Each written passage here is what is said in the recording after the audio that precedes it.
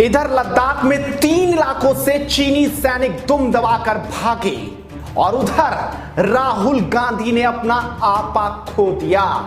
जी हां, आखिर कैसे चीनी सैनिक वहां से भागे, राहुल गांधी ने फिर क्या कहा और उसके बाद कैसे अब उन्हें जवाब मिल रहा है, और आखिरकार राहुल गांधी चीन से क्या कनेक्शन रखते हैं, इन्हीं मुद्दों पर इस खबर में बात करने जा रहे हैं। तो चलिए शुरुआत करते हैं। नमस्कार, स्वागत है आपका हेडलाइंस इंडिया पर। मैं हूं नवीन चौहान।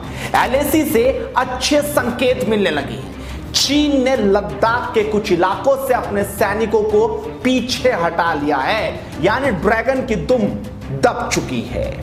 या यूं कहा जाए कि चीन का यह हृदय परिवर्तन यूं ही नहीं हुआ, भारत की अचूक रणनीति ने उसे अपने कदम वापस खींचने को मजबूर कर दिया है। सबसे पहले तो चीन को झटका तब लगा जब उसे समझ आ गई कि उसकी तरफ से अचानक सैनिक बढ़ाने से भारत बिल्कुल भी दबाव में नहीं आया और अब दुम दबाकर वो भाग खड़ा हुआ है।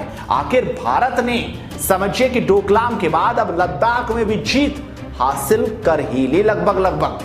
लेकिन सवाल यह है कि इधर तो भारत को यह खुशी मिल रही है कि चीनी सैनिक 3 इलाकों को छोड़कर पीछे भाग गए, लेकिन राहुल गांधी एक बड़ी पार्टी के पूर्व अध्यक्ष, उनको कुछ अलग लगता है। आखिरकार राहुल गांधी को क्या लगता है, उन्हें क्यों बात पसंद नहीं आती और आखिरकार क्यों वो लगातार सवाल उठाते हैं। आपको दिखाते हैं कि आखिरकार राहुल गांधी ने क्या कहा। चीन ने लद्दाख में हमारी जमीन पर कब्जा कर लिया है और प्रधानमंत्री खामोश हैं।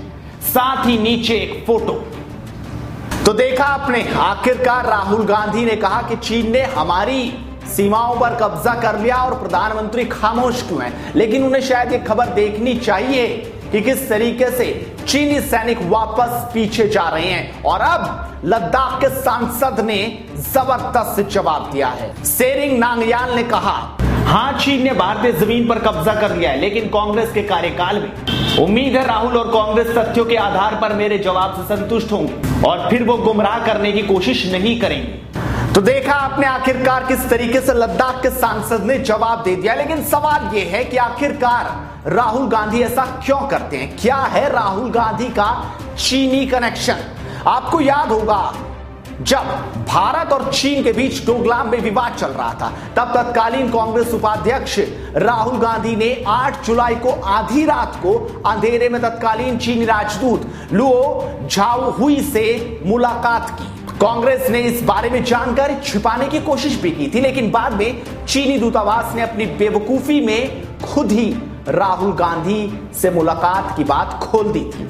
दूतावास की वेबसाइट पर इस मुलाकात का जिक्र किया गया था, बाद में उसे हटा लिया गया था। इस खुलासे के बाद राहुल गांधी की छीछा लेदर होने लगी, जिसके बाद राहुल गांधी खुद ही ट्वीट करके इस राज से पर्दा उठाने पर मजबूर हो गए। लेकिन अब आपको दिखाते हैं कि आखिरकार कनेक्शन क्या है चीन के साथ राहुल गांधी का। राहुल गांधी को भारत से ज्यादा चीन के फायदे की चिंता रहती है, ये बात छिपी नहीं है। उधर चीन भी राहुल गांधी से अपना प्यार छिपा नहीं पाता। इस बात का सबूत इन बातों से मिलता है कि राहुल गांधी जब मानसरोवर यात्रा पर गए थे तो चीनी दूतावास ने भारतीय विदेश मंत्रालय से आग्रह किया था कि उन्हें प्रोटोकॉल देते हुए औपचारिक रूप से विदा करने की अनुमति दी जाए। भारतीय उद्योगपतियों के साथ हुई एक बैठक में राहुल गांधी ने उन्हें चीन से भी निवेश मंगाए जाने के बारे में सलाह दी थी। राहुल गांधी जब जर्मनी के दौरे पर गए थे तो उनसे भारतीय उपमहाद्वीप में सत्ता संतुलन के बारे में प्रश्न किया गया, तो उन्होंने भारत को अमेरिका के साथ चीन से भी संबंधों में संतुलन बनाकर रखने की वकालत की थी। साल 2008 में बीजिंग ओलंपिक के समय तत्कालीन कांग्रेस और यूपीए अध्यक्ष सोनिया गांधी को ही नहीं बल्कि नाती पोती सहित उनके पूरे परिवार को चीन ने विशेष रूप से आमंत्रित किया था। चीन से भारत की पूरी राष्ट्रवादी जनता नफरत करती है और यही वजह है कि कांग्रेस के युवराज उससे अपनी नजदीकियों को छिपाने की कोशिश करते हैं। लेकिन दोनों के बीच प्यार इतना ज्यादा है कि वो छिपाए नहीं छिपता। और अब जब चीन के मुद्दे पर भारत लगातार दबाव बना रहा है तो इधर राहुल गांधी अपनी हदें पार करते जा रहे हैं। इस वीडियो पर आप अपनी राय जबरदस्त तरीके से दीजिए, साथ इस वीडियो को शेयर कीजिए और हेडलाइंस इंडिया को मुद्दों की बात के लिए अभी सब्सक्राइब कर लीजिए। नमस्कार।